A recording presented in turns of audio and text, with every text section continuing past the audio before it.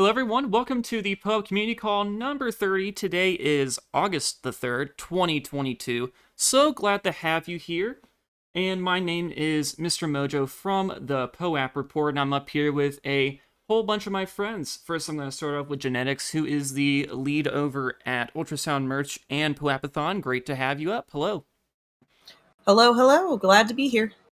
We also have Logic Beach, who is from Grid Plus and a whole bunch of other initiatives around the Web3 ecosystem and the POAP community as well. Hello.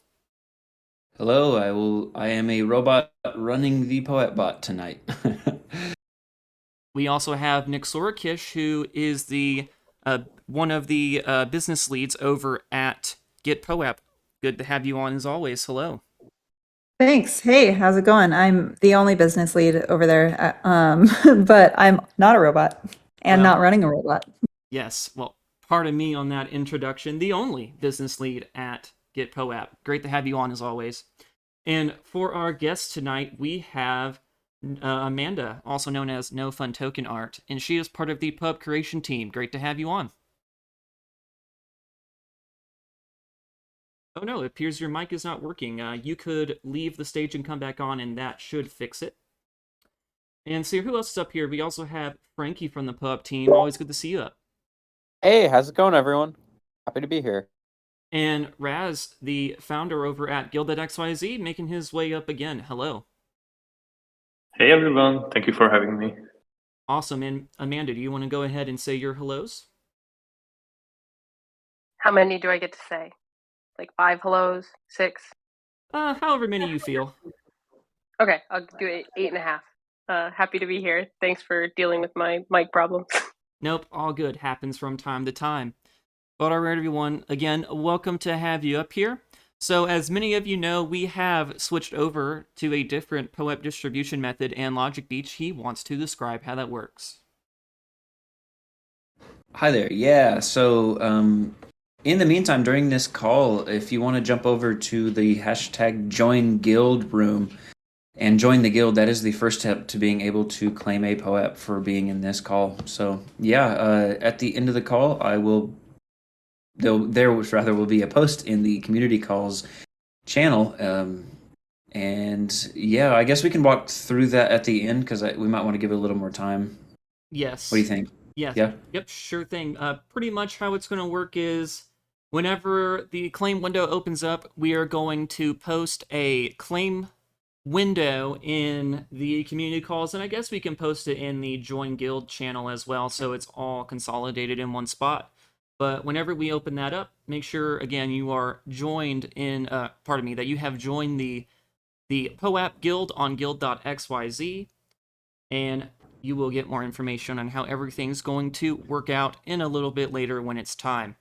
But all right, everyone, so we have a hot topic for you this week. So, as many of us are aware, last week we were talking about the brand new Guild.xyz POAP integration, and we started talking about basically the feature that's on there where you can place a POAP behind some sort of monetary gate. And as Raz was answering that question, Patricio, he came up on stage to give his piece on that. And he made the announcement that sometime in the near future, the subsidizing of costs for POAPs is going to go away, and that POAP is going to switch over to a more monetarily sustainable model. And this caused some people to be upset, caused other people to also be like, okay, understandable, like it's time to switch to something like that. And Anthony, he had made a post on the discourse that I'm going to go ahead and put in the community calls chat, wanting some feedback on what we as a community believe that POAP Inc. can do to make sure that the treasury is good to go and that POAP is able to sustain itself and keep going. So again, I went ahead and posted that link in there. You can go ahead and take a look at that if you want to.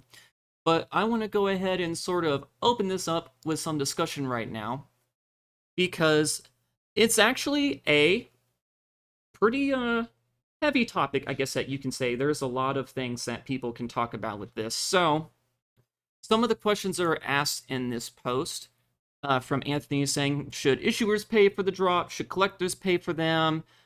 Should POAP Inc. continue to pay for it? And what are some ways that can happen? So I'm just going to go ahead and open it up to whoever wants to start off first with some thoughts on that.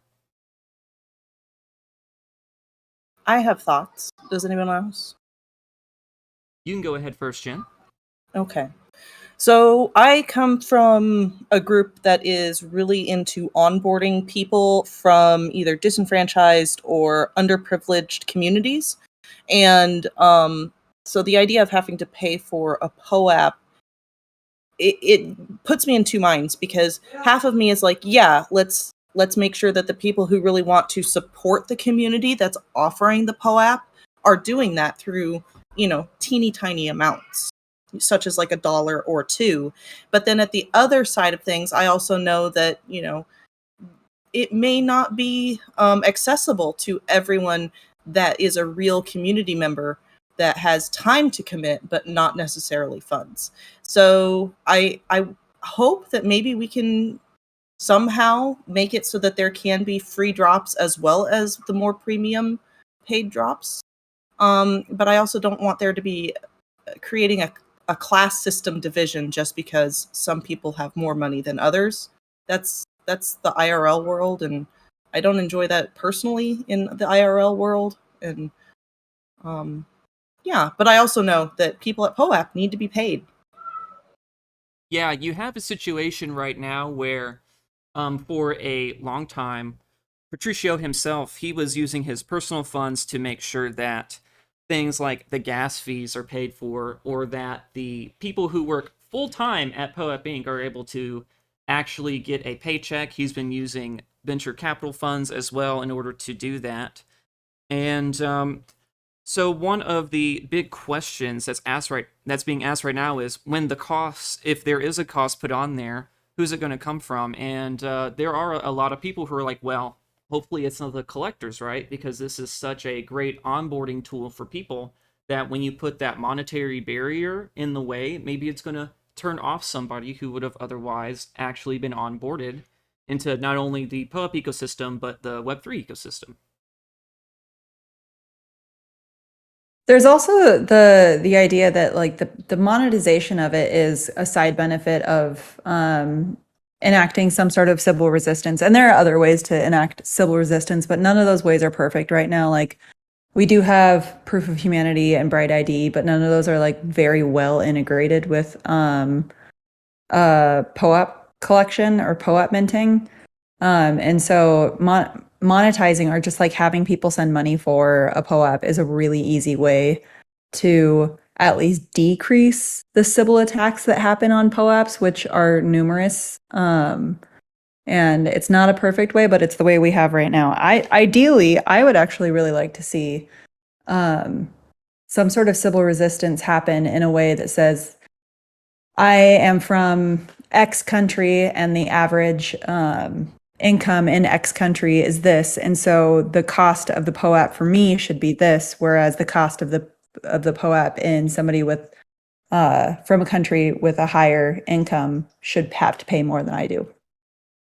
Yeah, that's actually an interesting idea, because you already see that in other places where they have a like region A, region B, region C, and certain countries are placed into those different type of regions, and then they have a different rate for the service. For example, I believe on Twitch.tv, if you are in a certain region, then a subscription to a channel costs less, for example. So instead of, like for me, I'm in region A because I'm in the United States. So if I want to subscribe to somebody on Twitch, I have to pay that $5 subscription. However, if I'm in like region C, where it's a place that has less income for on average for an individual, then perhaps I don't know what the actual rate is, but maybe they're only spending like $3 USD instead. That's so cool. I did not know that Twitch did that. Superphiz I wonder how they making his way up implement on the that. stage. Hello. Not able to hear him. Unfortunate. As you were saying, Nix. I'm curious, how does Twitch enforce that? Do they just go off the IP address that you're using? Whenever you sign up, I think you have to verify yourself in order to actually use some features, and I think part of the verification process is stating what country you're in. I know for a fact that as a Twitch partner, you have to give them your tax information. Well, I guess that part makes sense. But as a regular user, you wouldn't want to give any like Mhm. anything that verified you in a way. Yeah, I'm sure it's probably based on things like their IP. They can probably tell like who your internet service provider is and what location they're in, but then maybe you could also have like VPNs go against that. So I'm not exactly sure. I just know that they know for sure that I'm from the United States. So, and I do know that they have different regions for payment. Logic Beach, you have any thoughts on this?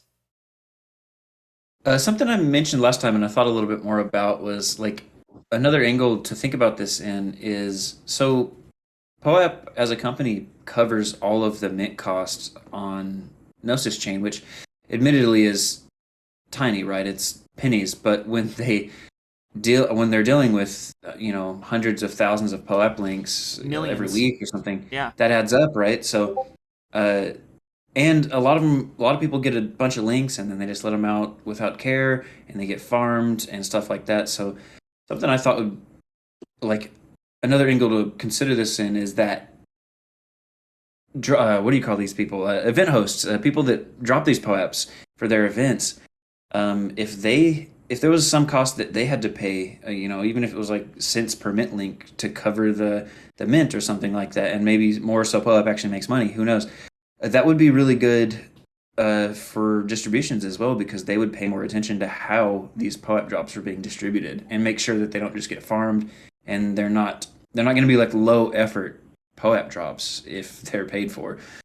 Yeah, just that. Yeah, I actually kind of like that point too. So one of the quotes that Patricio had gave was, if you're not the one paying for it, then either someone else is or you are the product. And that's definitely going to be a situation where if an issuer is the one who is going to pay for all the costs, then you're probably going to see something where one, either they're going to use that POAP for some sort of thing later that's going to allow them to profit, or they're just going to try to straight up profit off of you and you're going to end up paying more for it anyway. Or at least those are two scenarios that I can see happening.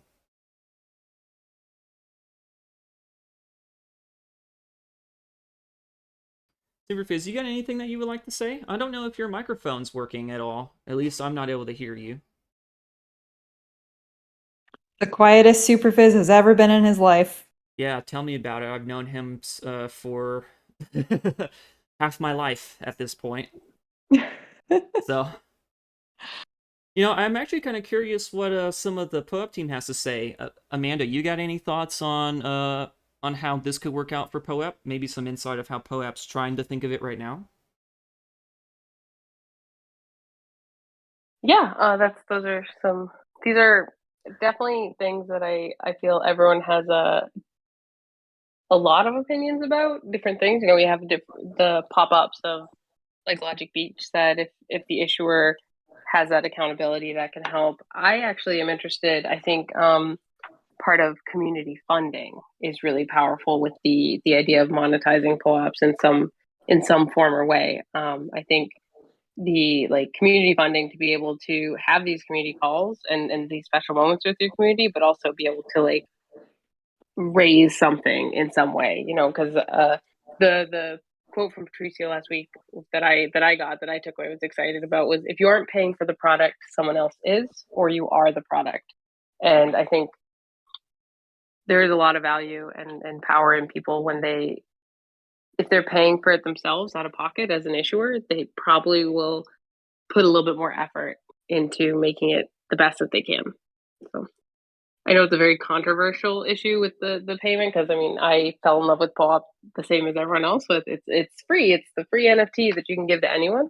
But I think I also, there's that strong level of, it's free for now, but it can't be free forever for it to be as wonderful as it is. I guess would be my thoughts on that. Yeah, and a lot of the detractors to this, the people who are the most upset, something that I want people to sort of understand is think about other NFT projects out there and think what a POAP actually is from like a token standard. It's just an ERC 721. You're able to do whatever you can do with an ERC 721, and it just so happens that how POAPs work is you pay with attendance or some other credential instead of money, at least in terms of like fees and things like that. Because these other NFT projects, not only do you have to pay a mint fee, but you have to pay the transaction as well. So POAP has been different in that way, but now we're starting to see as time goes on that it needs to switch over. One of the interesting things that Patricio also brought up was the influencer side, how people can use a POAP to fund their activities. Definitely something that I'm interested in, trying to be a POAP influencer. But Raz, I actually want to hear some of your opinions on this, since you're actually, in there really deep trying to build a platform that an influencer can use. What kind of things do you think about on that side? Yeah, and I'm not just building a platform like that, but I'm also personally a collector. And from my personal perspective, I know that I really value more those things that I actually paid for. And like the most valuable things in my collections are not just the best memories, like the best items attached to memories, but also things that have actual like value. And yeah, I think a lot of influencers can use this and not just drop like a single POAP, for example, in the future, but like drop a regular POAP and also like a golden POAP in a very limited,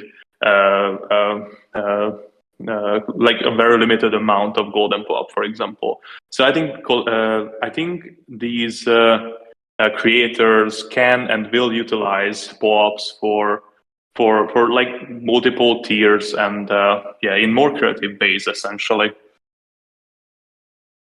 Yeah, one of the more popular forums or platforms that people have been using, and I guess you could say the Web 2 space or just the like greater space of the internet, has been a website called Patreon, where you can set different tiers of payment, and that gives you access to whatever benefits the creator puts at that tier.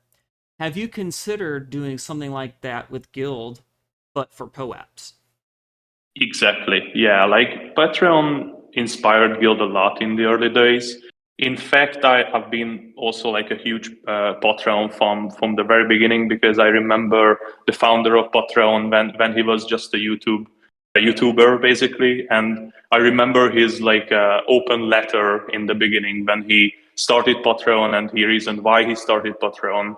And since then, I've been a big fan of the platform and supported a bunch of creators there. And yes, we are actually thinking about and also like moving in that direction to provide similar tools for Web3 creators.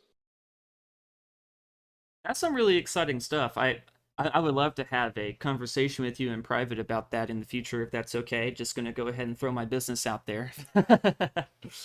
Of course.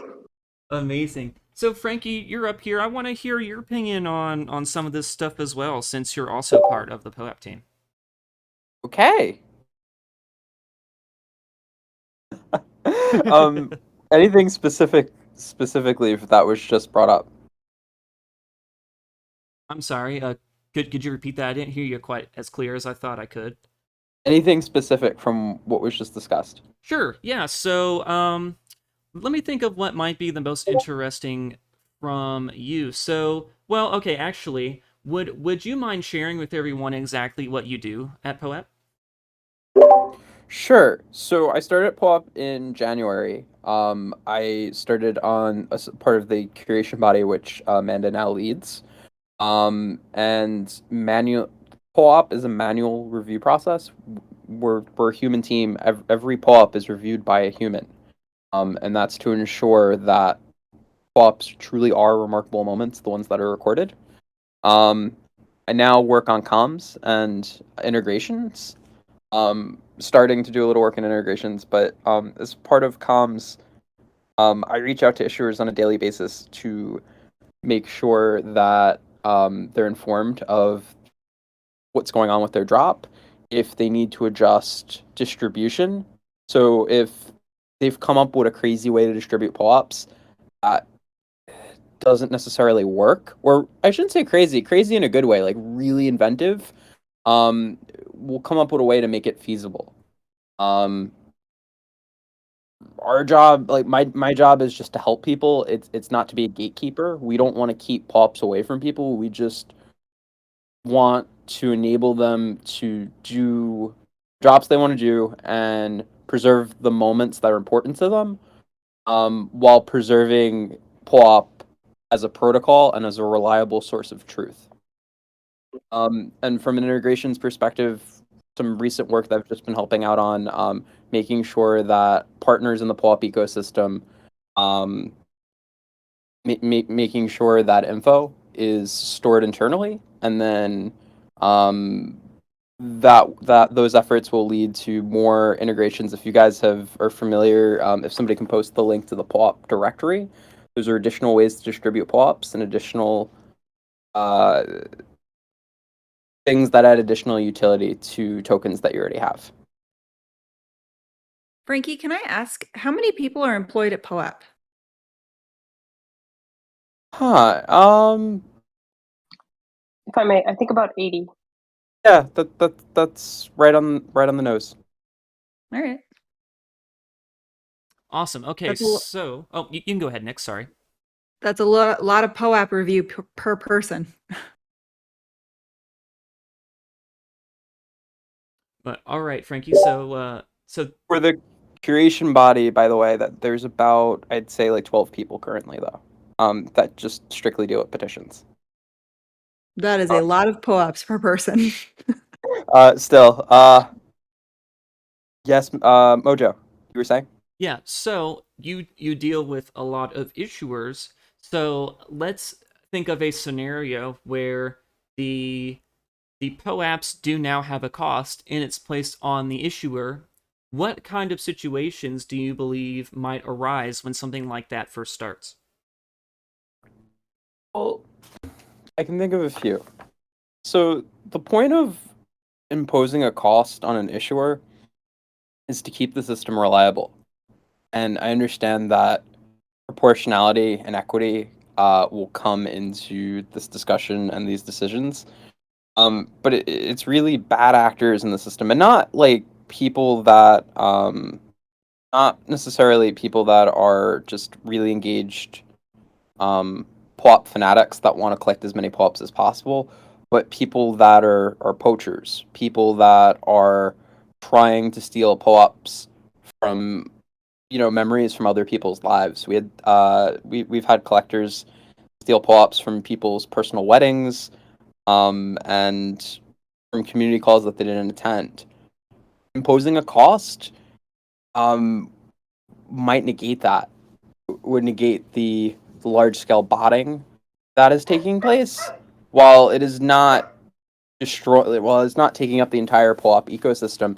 It's a tiny thorn that it's hurting a number of people.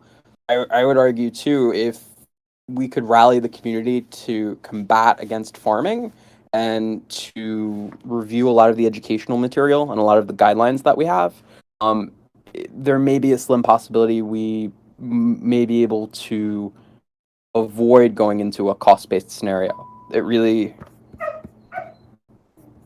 depends on the community as well, in my opinion. Frankie, that actually got me thinking. What if there was like a short, I don't know, 5-minute course they could take on POAP, and if they can pass it, it's at like a highly reduced cost or free. I don't know, something like that. Would that be something that POAP would be interested in doing, just to assure that POAP droppers do a drop and be more aligned with the like the goals of POAP? That it could be. It's something that I'll definitely bring up internally. But ultimately, it is not my decision. Yeah, a POAP issuers training course has always been one of the things that I think is just a fantastic idea because like you have people who want to interact with POAP in the right way, but some of it is so opaque and they're not really going to read documentation. But if you told them, hey, we're going to give you a gold star on the back end if you complete this training course, and that's going to expedite your curation, then I think people would like be all over that, especially if they got a POAP for it. I think it's a good idea, though. Just to reiterate that, I'm definitely for it. Yeah, I mean, anything that we can do to really strengthen the community and strengthen our approach as a whole body. Every one of you listening, is a part of the POAP community, and we really appreciate you guys being involved and being having so much enthusiasm around POAP. And our mission, what gets us up every morning, is that we're preserving life's most remarkable moments, and there's something really sentimental and precious about that. Being very genuine about that. Amanda, I believe you wanted to say something.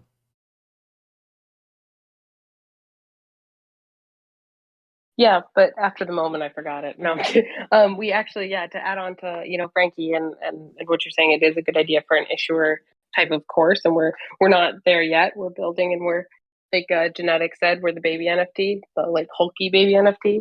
But we are looking at.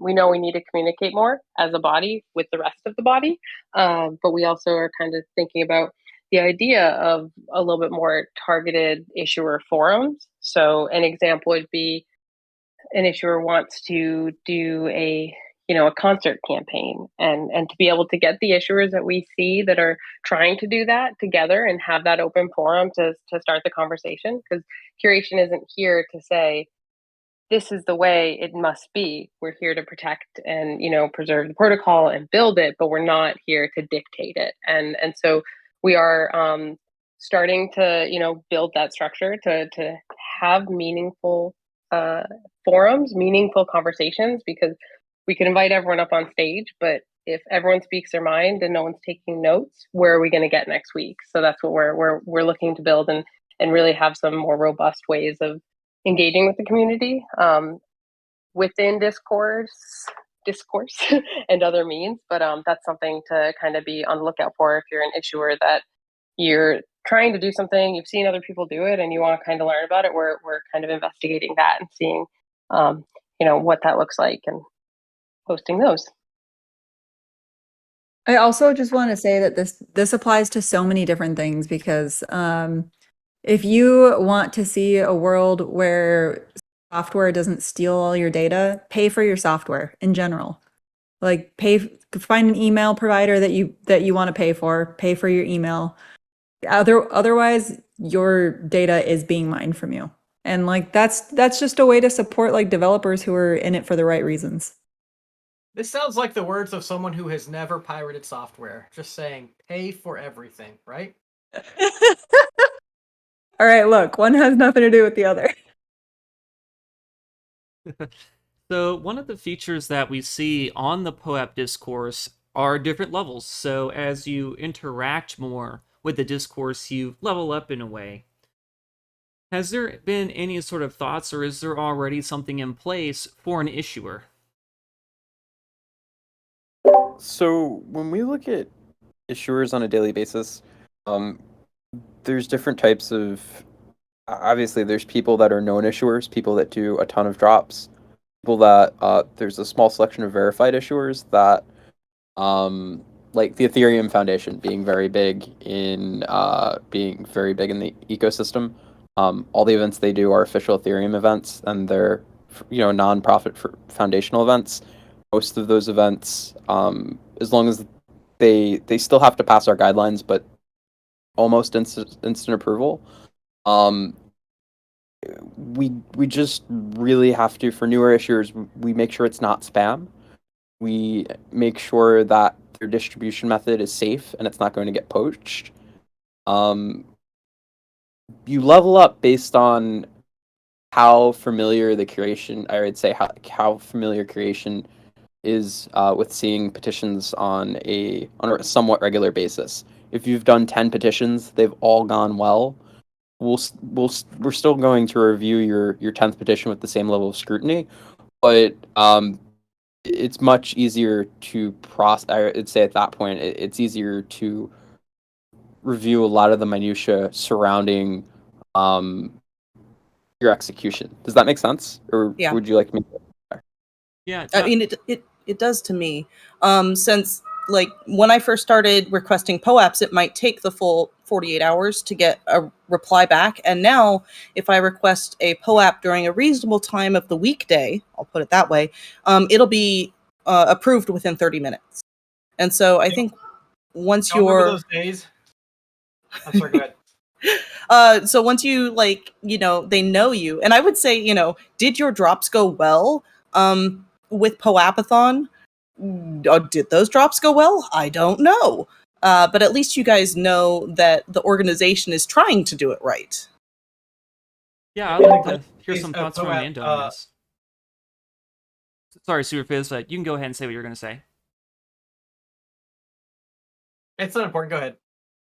All right. I would actually like to hear from Amanda on something about this. I guess I just want to go ahead and throw the same question just to hear it from your perspective. So, like, what kind of things does the Curation team do, or at least what do you do to lead the Curation team to sort of look at these reoccurring issuers and their activity?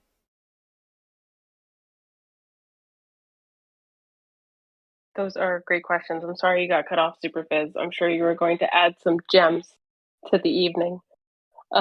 So for leading Curation, to be 100% frank, I started just a few weeks ago leading. So it's still the early stages of the leading. I'm of the spirit and the thought that the curation body doesn't need to be specifically led. They're a ship that's running on their own and doesn't need a specific, they don't need a manager. They need people, somebody that is good at building structures, archiving, stuff like that. Some of the things that I find the most interesting for me to do in the leading is just document what the curation body is doing, because every day, really what we strive for is to approach each issuer with empathy and approach it with that mindset of this person is trying to preserve a memory, and what does that look like, and we really do our best to get the drops over the line when it comes to what's presented to us, and we see the people in the discourse. We see you. Shout out to Mr. Tranquilidad, who is super helpful in the discourse. We see you, and we notice, we definitely notice the people that are being kind in the ecosystem and the people that sometimes maybe are a little bit more entitled in the ecosystem.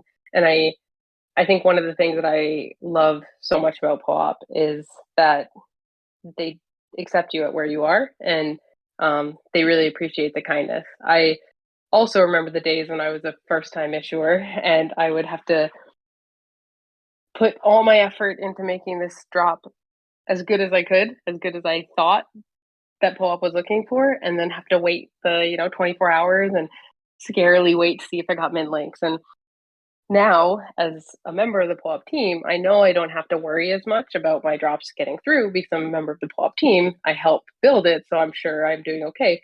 But I still put just the same amount of effort into every drop, because it's whether it's going to get approved or not for me, it's a memory. It's something I want to cherish, and I want whoever I'm giving it to cherish, my friends, my family, maybe the people that are on a community call stage with me, those types of things. So we definitely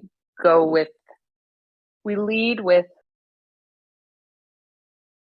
the expectation. We think that people are, coming to us as best they can, and we're trying to help them with that. Cool. I don't know if that answered. Yeah, great. So I kind of want to take it a step further. So one of the things that Anthony, he posted on the discourse asking people to demonstrate whether or not they're a model issuer. What do you believe makes a model issuer? Oh, that's a tough question, because if they have cats right away, that's a big win for me, because the curation team might actually be cats. We're robotic cats. A model issuer to me is putting on my let me put on my issuer hat right now. A model to me is someone that is respectful to the members, the whole ecosystem. It's not just being kind to the people who can approve your petition, it's being kind to the people that are answering questions in the Discord, or being kind to the user that's new and doesn't fully understand. It's those types of things. It's a model issuer is someone that does their best to understand the issuer guidelines, and the intention that they're led with is that we're trying to preserve this ecosystem that is so cherished by all of us. And so a model issuer is someone I respect is a big one. I don't necessarily have to say it's not really a boundaries follow the rules type of thing, because part of this protocol, part of the building is we're challenging those rules and boundaries. We're trying to build new things. We're trying to make things fun. So it's not as much a rules based as just be a decent human, and the curation body will probably have a very decent experience with you as well. Awesome. I actually want to go ahead and open up that question to other people up here as well, because I'm sort of interested in the perspective. On my screen, Jen, you're up at the top, so I'm going to go ahead and ask you first. What do you believe makes a model issuer?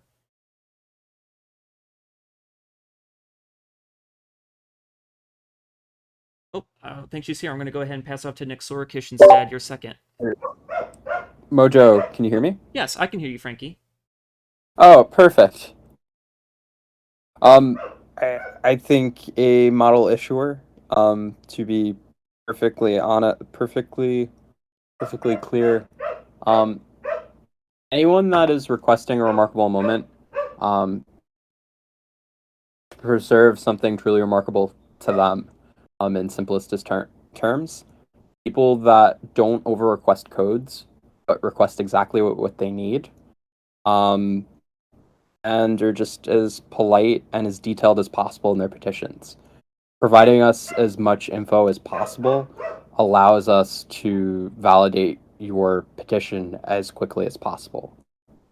That's something that is really helpful for the curation body to be able to review your request, put as much detail as possible. It's almost like it could be summed up by saying, imagine you're submitting this application in person and be as polite as you would be in person.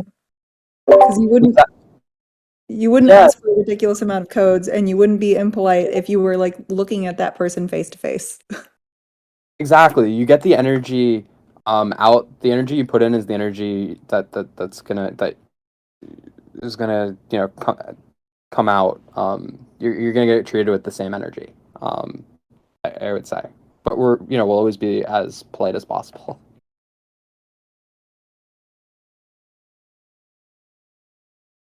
Amazing. Yeah, I think that one of the things that a model, or having some sort of maybe like guideline to what makes a model POAP issuer, perhaps communication on that would be really good, because if and when we switch over to some sort of model, or I should say some sort of system where money does need to exchange hands, perhaps if you can show that you are a model issuer, perhaps you can have certain privileges, like you can have some sort of discount, or maybe you're allowed to have like certain size drops be subsidized and things like that. Definitely things to think about. Definitely. I mean, one of the things I asked down below is, should it be the issuers or the claimers who are funding POAP? And a lot of people, who I'm guessing are the claimers, are saying the issuers should. I also stated that between all the organizations that I'm a part of, I issue about 4,000 POAPs a week. And if they were like 1 cent a POAP, that would be quite a lot of money weekly out of my pocket. Right. How come you're issuing 4,000 POAPs a week and I'm not getting these? What's going on here?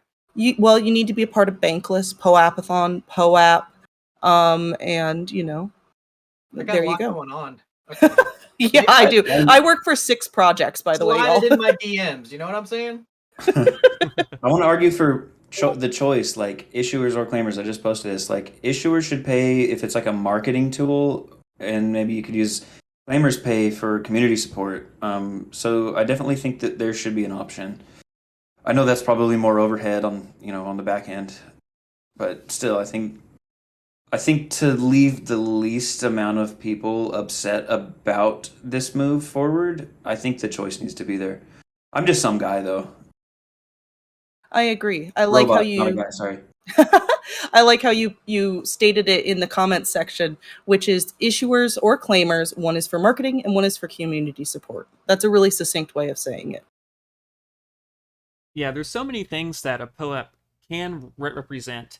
But perhaps for some people, yeah, right, if it is supposed to be some sort of marketing initiative, then perhaps the payment needs to be put on the issuer of that because they're trying to use it as a way to help build an audience, help build a community, help gain support for something in terms of here's a token of appreciation for being with us during this time.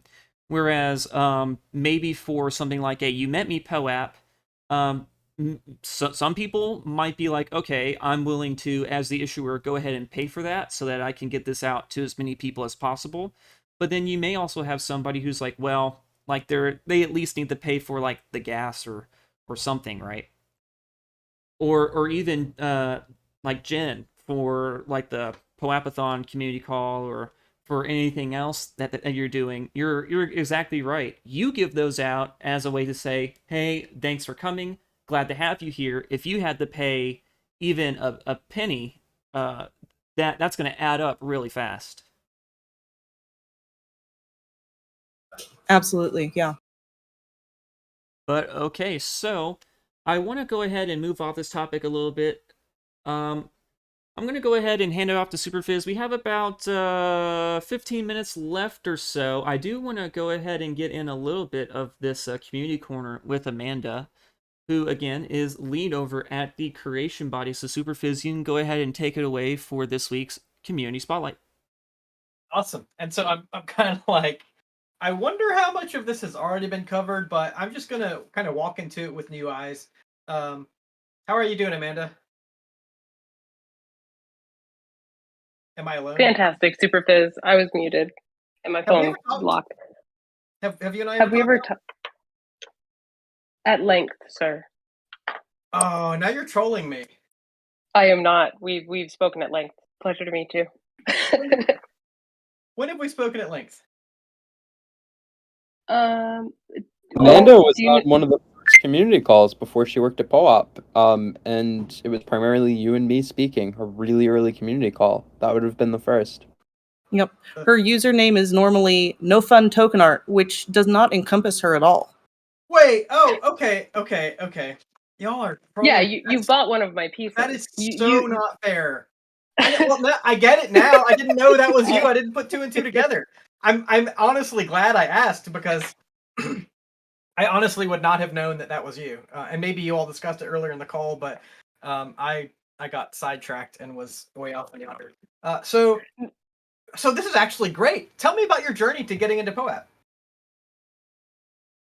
Well, I've met you a few times. Yeah, I'm glad that you recognize me. Now we've spoken. I've been on a few community calls. I'm sorry. You're not Amanda to me. You're no fun token to me. Sorry. I understand. And I changed my profile picture so it's a little bit more soothing because my normal icon is a piece of like fractal art I've made, and it's very Eye of Sauron type. It's a little intimidating.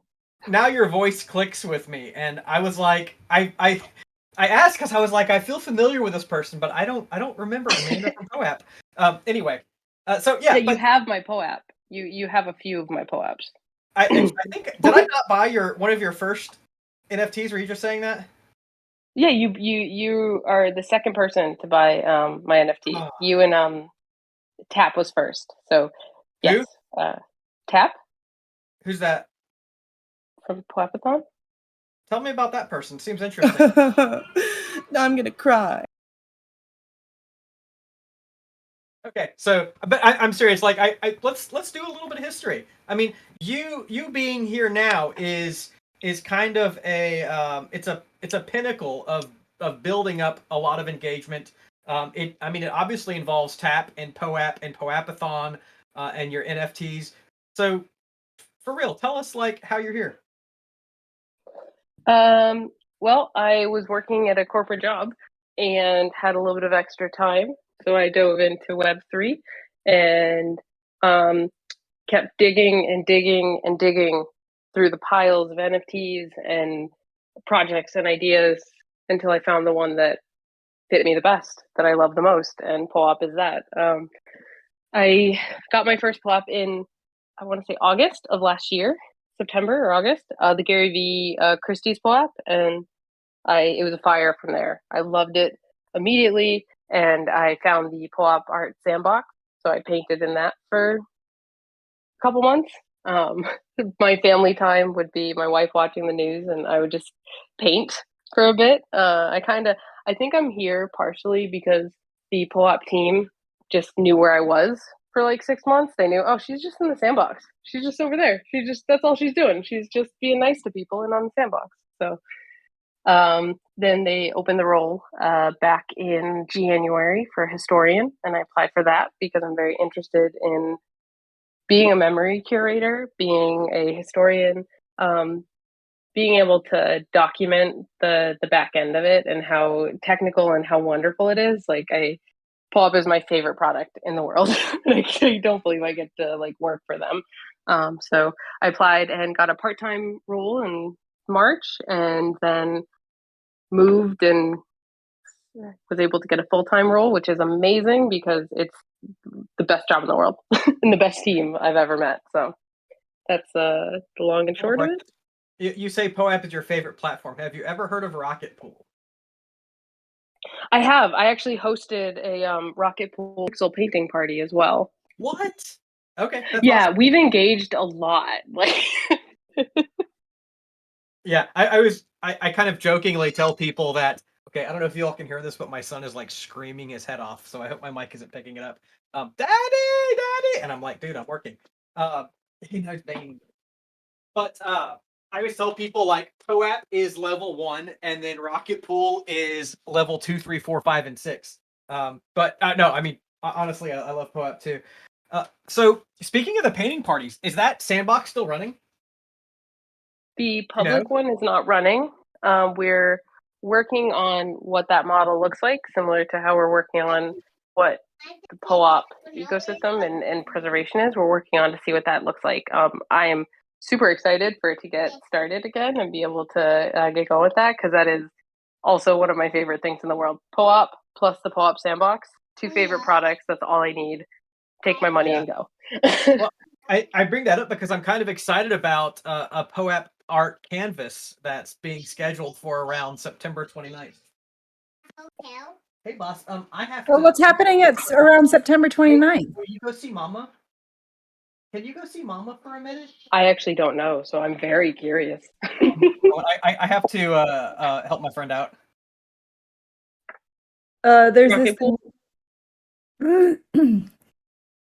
Is his friend his son, or is he referring to something else? Sorry, no, yeah, Definitely a child. I'm getting help here. So September 29th, Logic Beach knows maybe a little about this. We're having the well, that week will be the merge, the Ethereum consensus layer merge, and I guess Ethereum will merge from an execution. Gosh, I'm so sorry. You can do From a this. proof of work chain to a proof of stake chain, and as part of our celebration, we're planning a POAP.art canvas, and historically, Logic Beach has been a big participant in kind of like organizing that. But with your experience in the sandbox, it might be really great to see what we can put together. That'll be fun. I just wanted to mention we'll probably start planning some cool pieces probably beginning of September once we start getting a little closer to that. That'll be really fun. So Amanda, here's my big question. If you end up, so I assumedly you'll be involved with the POAP, the art canvas from the user side. What kind of image would you be interested? Like, what would best describe your interests in this POAP.art canvas? My style in the POAP.art canvas is the filler. I am a anytime I've painted, I try not to paint on other people's work. I imagine it as it is like a graffiti wall. And if somebody paints on something I've done, unless it's somebody trying to instigate with their painting, because we've had a few of those.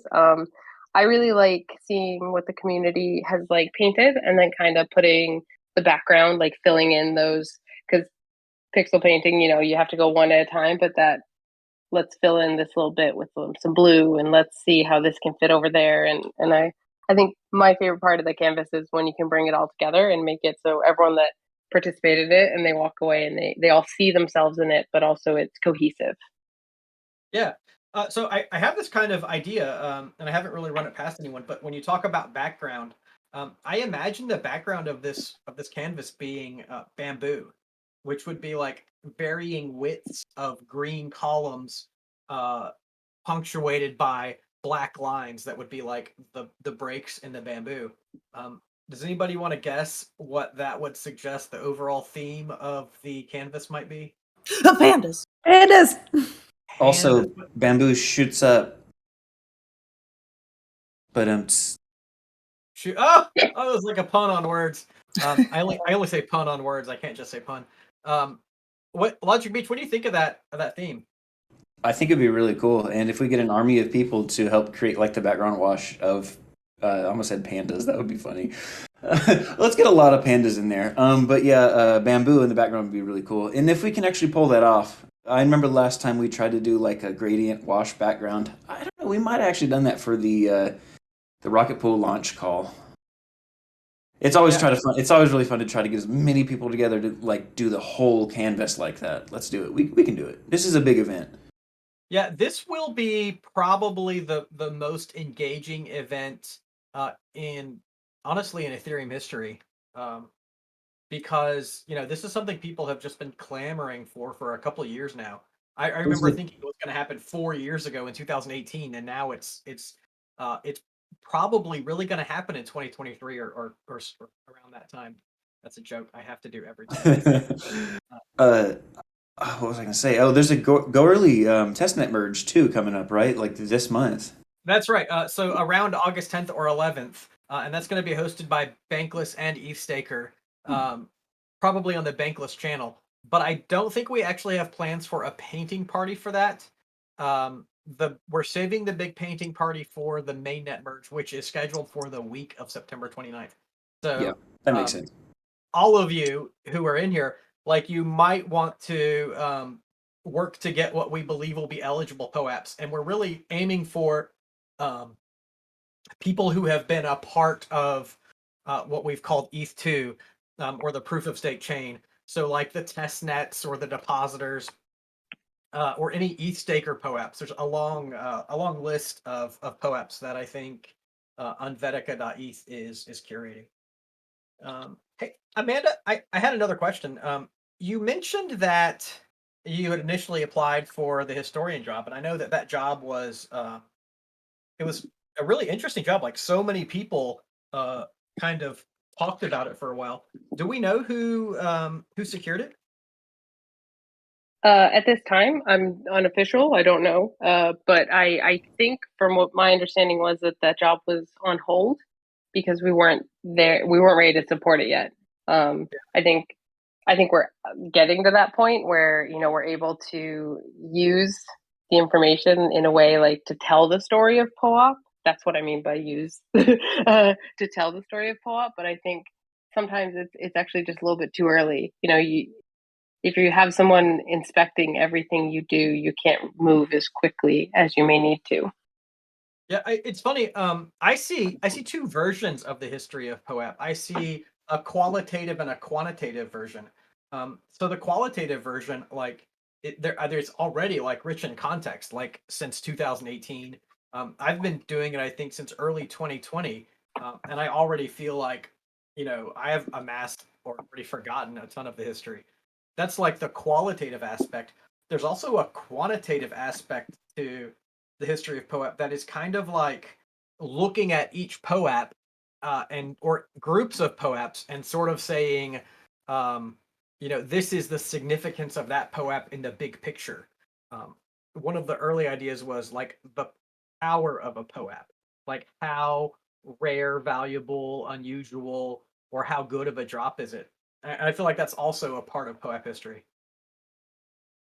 I think I definitely think you're right. I think there's so many layers to POAP. That's one of the reasons we love it so much too. But one of the qualitative, as in the East Taker POAPs. I know I wouldn't be here without Unvetica, Logic Beach, yourself, POAPathon, all that. I know JENetics, so the friendliness of this community to pull people in, those are special too. And there are definitely some historical drops, both from POAP and also the major communities of POAP that can really highlight that. And I think the power, to offshoot a little bit, the power is a little bit trickier because we have so many POAPs. We have so many that are issued, so many memories. So I think it's almost harder to qualify and say, well, your memory has 100 power or 1,000, so it's useless. I think that's kind of, it doesn't, I don't know that a memory being only between two people is more valuable than a memory with 30 or 300. Just depends on the Yeah, memory. I definitely agree. Like some of my local group POAPs where they're like an issuance of 6 are some of those that are most fun. But I also imagine a future where POAPs sort of have this ability to quantify your personhood. And that's going to be a tough leap, but I think the only way to do that is to sort of imbue some POAPs with a metric of value. Whether or not that happens, I don't know. Can I give you an opportunity to do a cool job? Are you interested? Are you employed? Yeah. I am employed happily Yeah, I know. from POAP, but I'm always willing to help someone in need. You mentioned that there's this fella who has had a lot of impact on a lot of us being here. And so he has moved on to bigger and better things in the tech sector.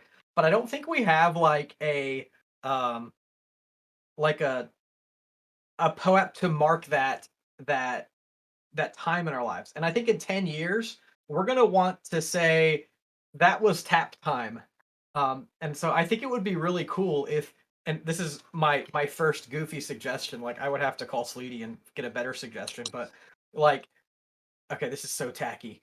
But like him with like a halo over his head being, or some weird kind of like glowing light. That's terrible. But I really think it would be neat to kind of identify the people who were pivotal during that time, or the people who were deeply involved and affected. Like I think of Beastodon, and just like maybe pick 50 of those people for a you were part of this journey kind of POAP for that dude. That's an interesting idea. I know people always like that memory of some, the effort and the hard work that they put in. Because I know that Tap and Beastodon and people who put in shows, I know the hosts of the community call here, they put in that effort. I would say, I think that the sea of the POAP ecosystem is so diverse and really full of all these talented individuals that put their time in, that it would be very challenging to narrow it down to 50. I think even narrow it down to 250. So my counterpoint to that cool job is the historian job, where there are many POAPs that have tap ingrained in them. I have one where he's on a skateboard. And so I think part of the bigger picture is these shared memories that we all have that make that fabric of the POAP history, and maybe not as much the point out you are a special person, because I think that may also kind of push the community out of it in some way, but not really. So I want to be as a counterpoint, and I know that we're running out of time and we're about to get cut off. I don't intend to be exclusive. I know that modern POAP is about being about lean issuance.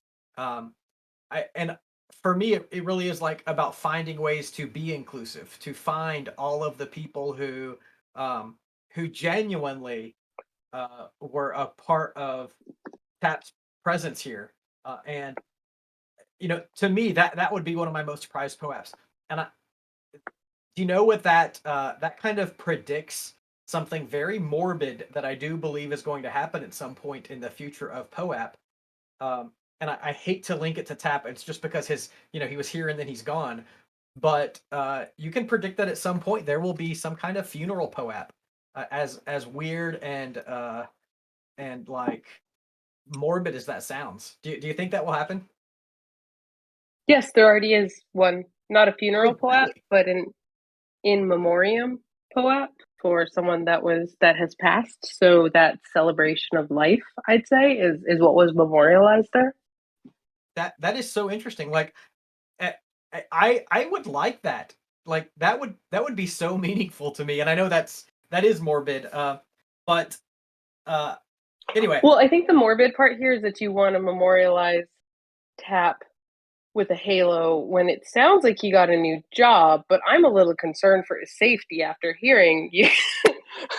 Yeah, okay. So the funny thing is, he left so abruptly. Like, I don't want to air his dirty laundry. I didn't mean that as posthumous. I meant it as like elevated, if you know what I mean.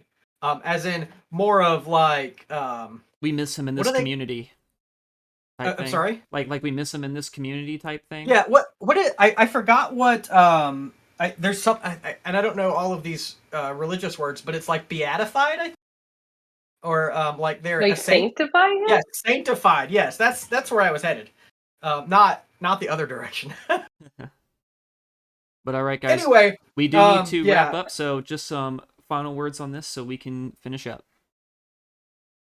Final words on that are for anyone that has ever been able to encounter TAP or any of the other wonderful people that you first meet when you come into the ecosystem, kind of like the greeters. I think I'd want to impress upon the community as we keep building out more of this. We want to be talking to you more. We want to be communicating more. But as we build out more, just kind of know that spirit of TAP, that type of human that come as you are, the person that's going to help everyone and sees the best in people, that is basically the POAP curation body. We're really trying our best to see, we want to see, we see the best in you and we know what you're trying to do. And that's part of our job, is we're trying to figure out what you want to do so we can, approve your memories and get them to you. So I think that TAP spirit, for any of you that have met him and maybe haven't met me yet, that's sort of where I'd say we're leaning and learning from. That's another POAP. He is memorialized. The TAP spirit POAP. Sorry. Anyway, there's got to be something. I need to mark TAP in my life, like officially. But yeah. Anyway, sorry. So the big POAP though is that you, as an issuer, are definitely empowered to go do that and memorialize TAP as you see fit, and in a way that will make your heart content. But I thought you it must was share empowering it with you. other users. I'm already empowered. I don't specifically need empowerment, but I appreciate it. Ooh. Oh, I'm also empowered. So see, wait, no, I might just be lazy. I'm not sure of the difference. All right, everybody, we're 5 minutes past the Yep. top of the hour, so I'm going to go ahead and describe how to claim the POAP for joining this community call. Yes, please.